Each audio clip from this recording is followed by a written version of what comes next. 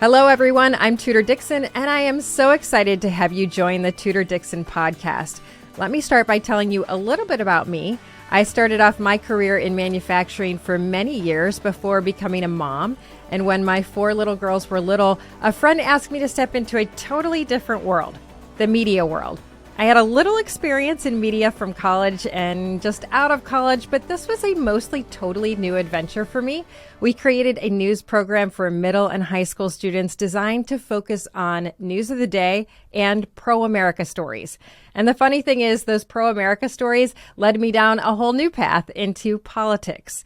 As some of you may know, I was the Republican nominee for governor in the state of Michigan last year.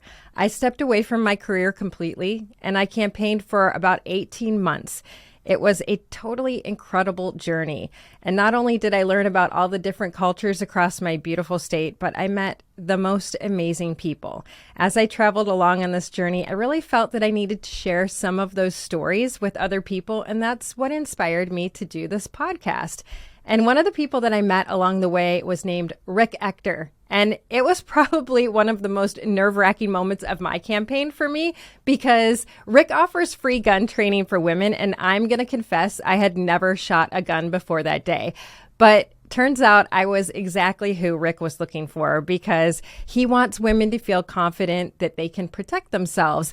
And that day I lined up with hundreds of women in the Detroit area to learn more about how to use a gun safely. The reason I want you to meet Rick is because his story really touched me. It's raw. It's true life. It's kind of superhero in the making type of stuff. And Rick is an awesome guy. He's not arrogant. He's not forcing other people to be on his side, but his life changed in a moment and he used that experience to help others learn to defend themselves. Whatever you think about guns, I think you're going to find Rick's story very interesting. Rick Ector is the owner of Rick's Firearm Academy of Detroit, and I'm pleased to have him here with me today. Rick, welcome to the Tudor Dixon podcast. Hey, well, I thank you so very much for having me on the show. I'm excited. I am glad to see that you're out. You're continuing to share the word about what it is that we want to accomplish in our state and across the country. And it's an honor to be here, and I want to thank you for having me. Well, thank you for being here. So I want you to tell your story because my understanding of your story, you can correct me if I'm wrong, is that you never actually owned a gun until you were staring down the barrel of someone else's gun, and that kind of inspired you to change things in your life. Is that right? That's pretty close. I had a shotgun at home that I bought at the urging and the advice that was given to me by men in the family. They say, hey, you're a homeowner. You need to have some means of defending yourself and your family if you ever needed to do so. So I dutifully went to a gun range and I purchased a 12-gauge shotgun, bought some shells, and that was all the interest I had in owning a firearm. And that pretty much changed one day when I was coming home from work one day at the time of the year, reminiscent of where we are now when it gets dark early. And maybe 6 p.m. or so in my driveway, I was accosted by 2 men I did not know. They produced guns. They robbed me. And fortunate that I survived that event, but it put me on a journey. And that journey was to learn more about firearms and personal protection. I refused to be like other neighbors in my community who were crime victims who decided to just walk away from their homes, sacrifice their equity, and just start over somewhere else in the area. But I continued to do that, and I learned how to defend myself. I received a concealed pistol license here in the state of Michigan. I started training and teaching, and man, that took me down another rabbit hole, and I just started doing other events. Lo and behold, today I am the organizer of an event. We're now heading into our 12th year in which we give free shooting lessons to women by the thousands. The lifetime number of women that we have trained with a range safety briefing and a free shooting lesson is now at 7,500 and going. And keep in mind, we only do this program on one weekend out of the year. And that is where I learned to shoot a gun. So that was very exciting for me because it was, pardon me? I'm like amazed because I did not know that that first year you came, the year before this last one, that was your first time shooting. I didn't see you actually shoot then because I was off doing other stuff. But I know I was around for the last iteration, and I looked at your target, man, and you are amazing, truly That's because amazing. you have such a great program. I mean, and I'm serious. You do have a great program because I was nervous, and I think that if you've never used a gun before, I mean, I can tell you from my personal experience, I was nervous. It's a lot of power in your hands, and you think about that situation. Would I be able to use that if I were in that situation where I absolutely had to? And as I was walking in that line with all of these other women, and to be honest, these were mostly black women from Detroit who were concerned for their safety. And they were telling me they come every year, or some of them had brought people that were there for the first time. And they said they just felt like it was the safest thing for them to know how to use a gun, to have their own personal protection. And we've heard there's kind of mixed reviews from politicians. Some politicians, and especially police chiefs, will say the best thing is for people to be able to protect themselves. And some are saying that we should wipe out guns altogether. But you were actually inspired by a young woman's story who didn't make it. And that's why you did this. Is that right? Yeah, I was watching my local newscast, and I saw a very disturbing story. At least I felt it was. I saw a story in which it was recounted that a woman's, partially nude body was discovered, literally laying on the street, presumably raped and killed. And I thought that that was a particularly heinous crime. It really set on my heart, and I thought, man, someone should do something about it. And I was bold enough to talk to a few friends about it, and I said, man, we should like put together a program. And they were like, well, what type of program? And I was able to pull a few favors from various people, got some people to help sponsor the event, got a place to donate their range and to allow us to use their facilities, got 6 other firearms instructors to donate their time, and we trained 50 women that year. And I was speaking with a good friend of mine, Ken Blanchard, that runs a website called Black Men with a Gun in Upper Marlboro, Maryland. He encouraged me to continue. And so we just organically grew it year after year.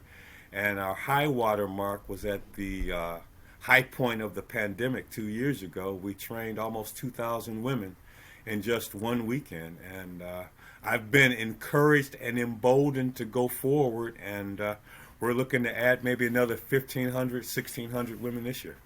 Wow, that's amazing. And we heard that there was an increase in gun sales during the pandemic. You mentioned that that was your high point for training people. Why do you think that was? I know we've seen a lot of, it seems like we're hearing more about violence in the news, and I think people are more concerned about their own safety. Do you think that has anything to do with that increase in sales? It is the principal reason why people are exploring options to protect themselves, particularly when you look at some of the news media reports from all across the country where there was a lot of civil disturbances in cities across the country. And they were watching law enforcement officers on the scene, watching these bad events unfold, and the officers weren't doing anything. And people were just, what some of the media outlets called it, peaceful protests. Well, since when is burning buildings and torching homes and setting fires and assaulting people, since when is that peaceful? But those images and the things that people were seeing and hearing across the country, was such a groundswell of interest in personal protection. And then you couple that with the fact that we were on, lockdowns. There were a lot of people who wanted to do something about safety, plus they were stuck in the house, not necessarily stuck in the house per se, but there was nowhere to go. So why not go Right. to a free shooting lesson? Why not learn how to protect myself? It seems like you're taking care of 2 birds with 1 stone. Learning more about personal protection, and you get to entertain yourself. And the great thing about it, I don't make, any assurances that, that this is going to change your life. It could. It could protect your life. It could save your family. But if you were curious about what it takes to protect yourself and to protect your family and had no resources to turn to, I removed all of the the reasons, excuses why people might not explore guns, because maybe it's too expensive, you don't know anyone, it's intimidating. I thought I would create a welcoming, warm environment to get them to show up. I did everything but have a daycare center set up. So as long as they made it, they were warmly received, and we got them trained. And man, it's just great to see all the lives that this program has touched over the years.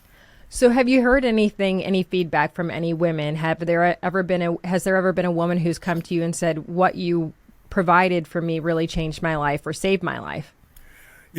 I've heard numerous anecdotes and stories that have been shared with me with varying degrees of involvement on part of the woman that went through the program. I've had some women who tried it, and very fortunate few said, hey, at least I tried it, and they weren't interested. And then we've had women that tried it, actually bought a gun during the actual event, signed up for training courses, got their concealed pistol licenses. There have been some women who've had to produce their firearm under a very dangerous and stressful situation, and they needed to attempt to use it. In many of those cases, those women found out that the bad guys, once that there was a reasonable potential threat to their safety in trying to effect a robbery, rape, or a murder, they decided to run. And of course, outside your home, you can't shoot even bad guys in the back. So, you let them run and you call the police. And you know what? I've actually have had a few students who have actually had to actually shoot someone. And in some cases, there were former intimate partners, and in others, they were complete strangers that they had not met before. But, these are encouraging stories. I never like to hear about someone being shot, but I won't lose too many tears about a violent criminal being stopped by a law-abiding citizen who merely decided to take on a more active role in their personal protection.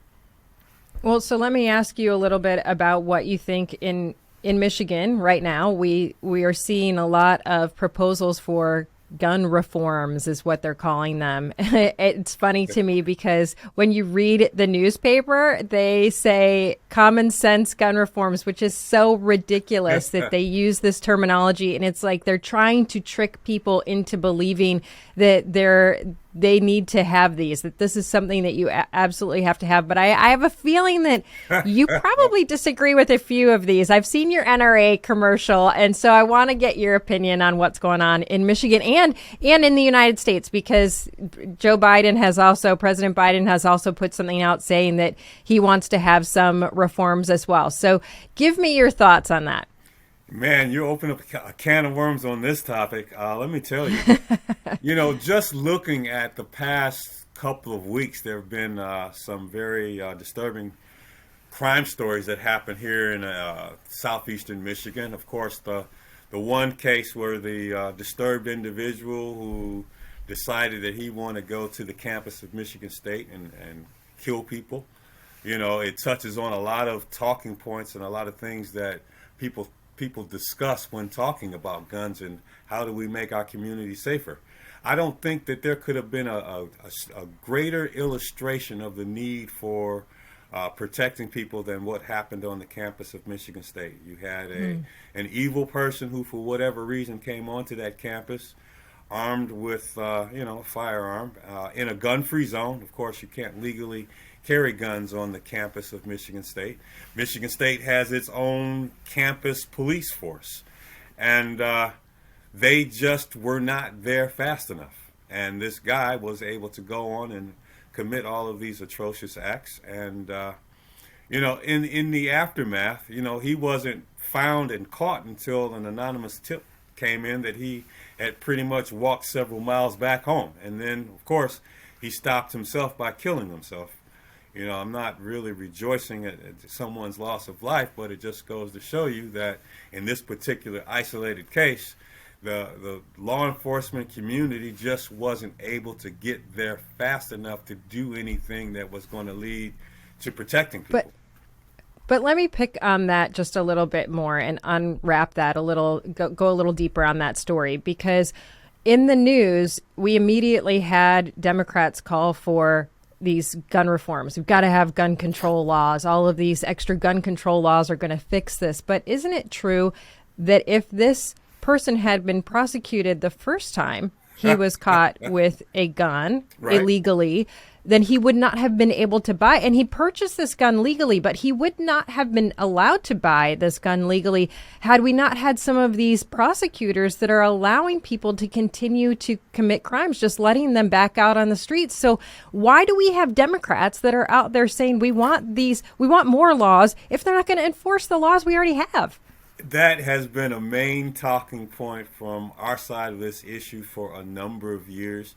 We have enough gun laws on the books where if they were just merely enforced, someone actually did something about it. And in this case, they did attempt to bring him to justice. But then when he goes before a judge who has whatever political leanings or how they feel about incarceration, that they fail to take appropriate action.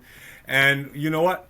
We, on the other side of this, we would have never known the lives that were saved because this judge locked up a bad guy doing a bad thing that was not allowed under the law. But on the well, let me ask you something else about this, because I want to know if you find it frustrating that we have Democrats come out and they get really upset when this happens on a college campus, but you've talked quite a bit about the increase in violence in Detroit. This increase has also happened in Lansing. So this is happening 2 blocks over from campus, but we don't hear Democrats come out and say we need to be safer, we need to protect people until they can actually identify with the person who got shot. Don't you think that's a little disturbing?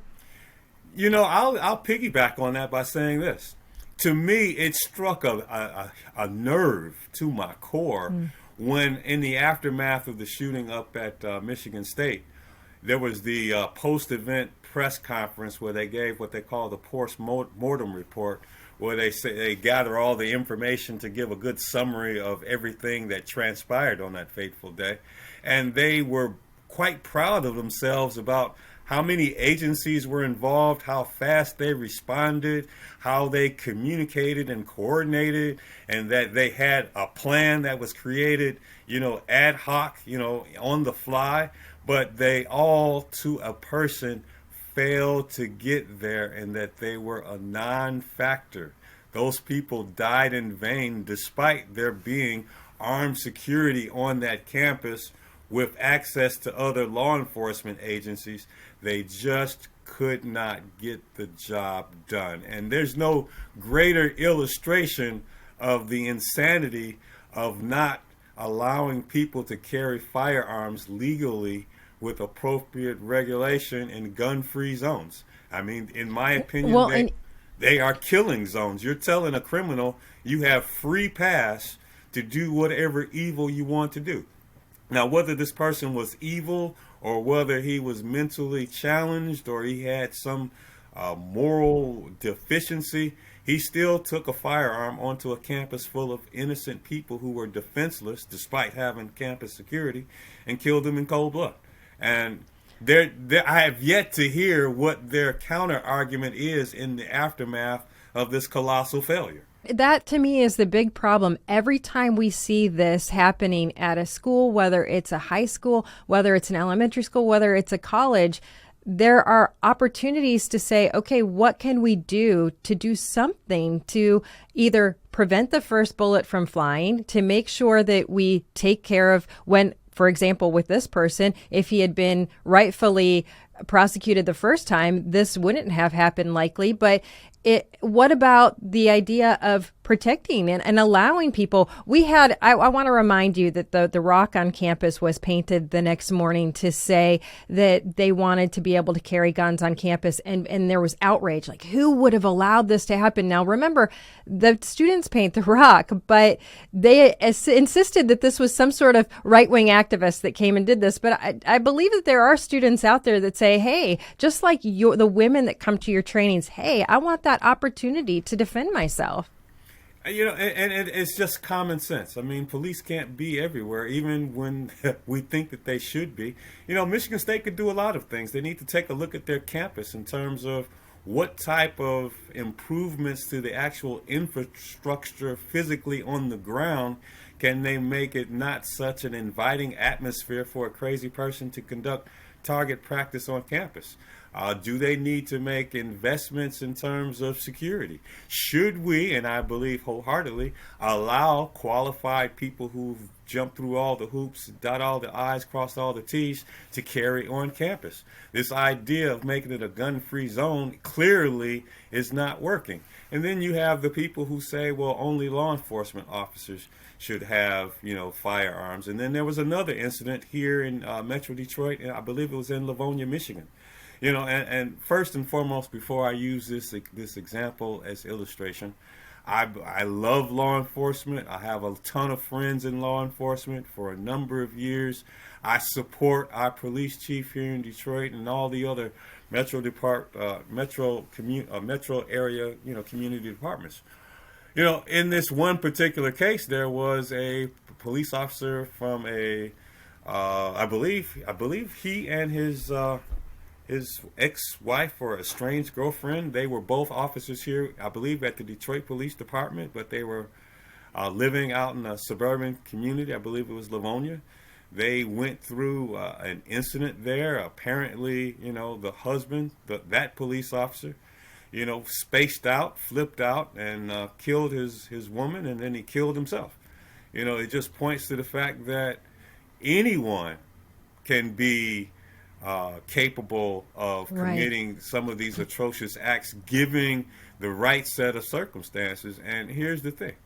You cannot say, well, only law enforcement officers should have access to firearms, that they are the only ones who can be trusted. They are people, they are human, just like anyone else. And crime and violent offenses can come from anywhere.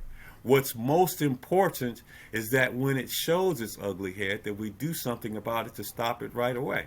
And this same point illustrates the fact that we need not only to make the proper investments in mental health, but we need to make sure that when someone knows about an incident like this, that someone is in distress, that he is actually, handled. There, under current law, there's legislation where you can have someone picked up for 72 hours if they are a threat. Well, let me ask you about that, because you're talking about mental health and you're talking about there are genuinely just bad guys out there.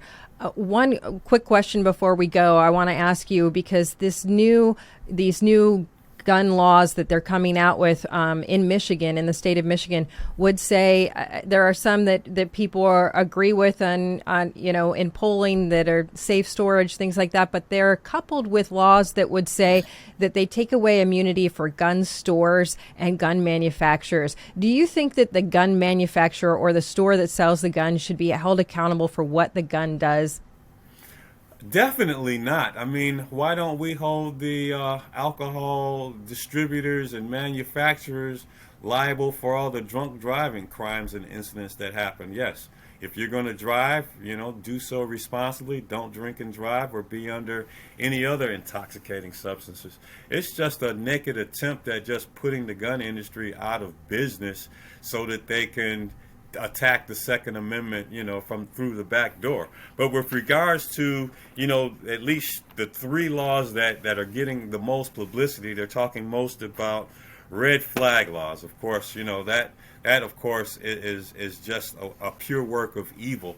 Only someone who was really a bad legislator could come up with such a program where you're talking about eliminating due process on a mere allegation of wrongdoing, that you're storming their residence, and if you don't kill them upon securing their firearms, you leave them there, right? They're supposed to be a danger to people. You leave him there to do whatever danger you thought he was going to do, and then there's no due process. You don't have an opportunity beforehand to defend yourself in court. You have your gun stolen if you're not killed, and then you have to somehow finance a court proceeding to get your property back. We don't do that in this country. You have a right to face your accusers. You have a right to hear a case against you. You have a right to a jury or a judge to make a determination of your innocence and your guilt. Mandatory storage is another thing that they're talking about. how in the world does that work? I mean, you have a situation in which someone irresponsibly didn't secure their firearm, something bad happens, and then you want to just add on another offense. Why don't we do something proactive, forward thinking, forward leaning? Why don't we introduce firearm safety education in the schools? Why not explore? That would really shock people, wouldn't it? Stop, Eddie Eagle, stop, don't touch, leave the area, tell a responsible adult. Why not be more proactive and eliminate some of the mystery that kids may have with regards to firearms? And in many of these cases, when you do a deep dive into it, it's usually a person who's statutorily ineligible to own and possess a gun in the first place. So how do you stop criminals from breaking the law, and then when something bad happens, then punish all the good people who didn't do it? It's just insane.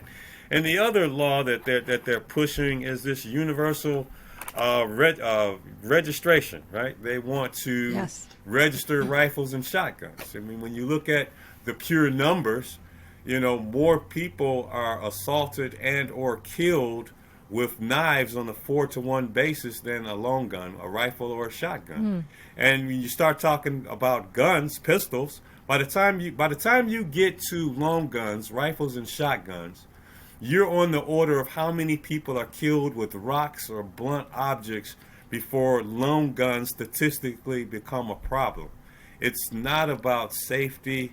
It's all about attacking the Second Amendment and defending the rights of the citizens to defend themselves.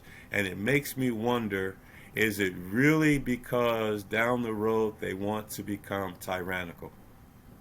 I think that we're all wondering that, and I appreciate I knew you would have a lot of insight on this. I knew you would have the facts, and it was important for our audience to hear the facts. But I like your idea of training in school, and I will tell you that this is going to age me, but my husband actually took firearms training in high school. That was part of their high school. But, it makes sense because I learned a lot from your course, and I think that everybody would learn a lot about the dangers of firearms and how to be safe with a firearm if they had to take it in school. But I don't know if that would ever happen. Maybe that's a school choice issue as well. But thank you so much. And the thing is, it wouldn't take much to put these programs in place, and in some cases, volunteers from different organizations would be willing to do that.